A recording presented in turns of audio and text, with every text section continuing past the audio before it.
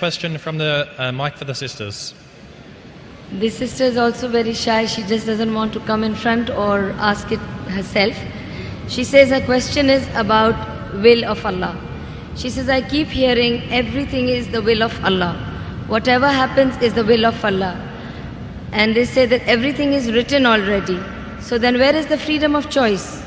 When Allah gave me freedom of choice, whatever I do, if anything happens, they say, oh, this was written and it's the will of Allah.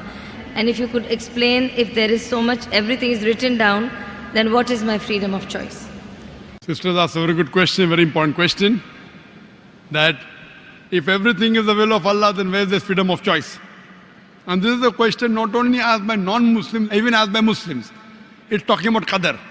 That if it is mentioned in destiny, that I'm going to rob, and if I rob, who's to blame? Allah is to blame.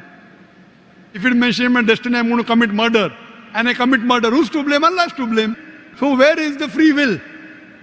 So if it is the will of Allah, or if it is mentioned in the destiny, I'm joining both together, then where is the free will? The reply to this question is, it's compulsory that every Muslim should believe in qadr, but you should understand what is the meaning of destiny.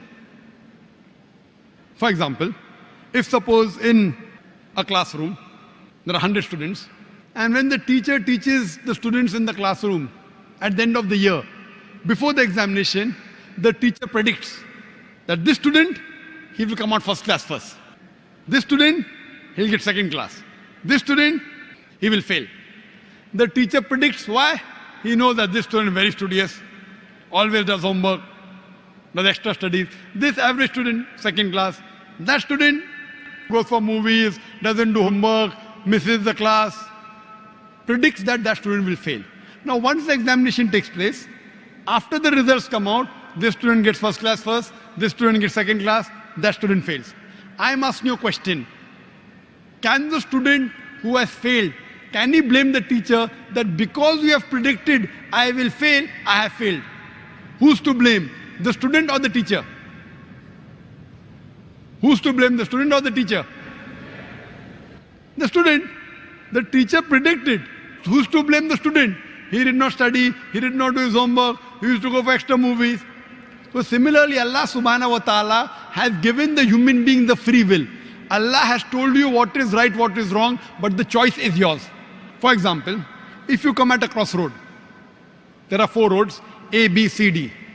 You can choose any. You choose road C.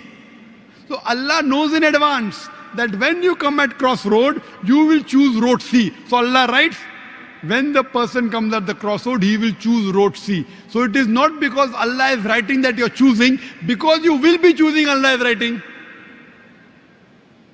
It is not because Allah is writing that you're choosing road C. It is because you will be choosing road C. Allah has ilm ghaib. He has knowledge of the future. He writes in advance. Now after you choose road C, you come at another crossroad, 5 roads, 1, 2, 3, 4, 5. Like after you pass the 12th standard, you can become engineer, you can become doctor, you can become businessman. You choose to become a businessman. Choice is yours. But Allah knows in advance that after you pass standard 12th, you will choose to become a businessman. It is not because Allah is writing that you're becoming a businessman. Because you wanted to become a businessman, Allah is writing in advance. And what you understand here, that if Allah wants, He can easily change it. For example, if in a classroom, in the mathematics examination, the teacher gives the paper 2 plus 2 is equal to how much? Now why she is supervising?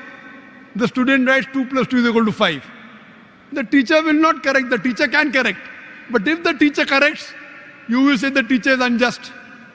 If teacher says, don't write 5, write 4. All the other students will, this is examination. Why are you interfering? So if Allah wants, He can change.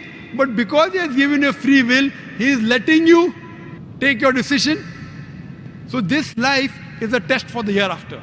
As Allah says in Surah Mulk chapter 16 verse number 2, Alladhi khalaqal mauta wal hayata. It's Allah who has created death and life to test which of you is good in deeds. So this life is a test for the hereafter. Allah has given you and shown you the rules, what is good, what is bad. Then He's given you a free will. It is your choice. Allah does not interfere in your free will. He can if He wants.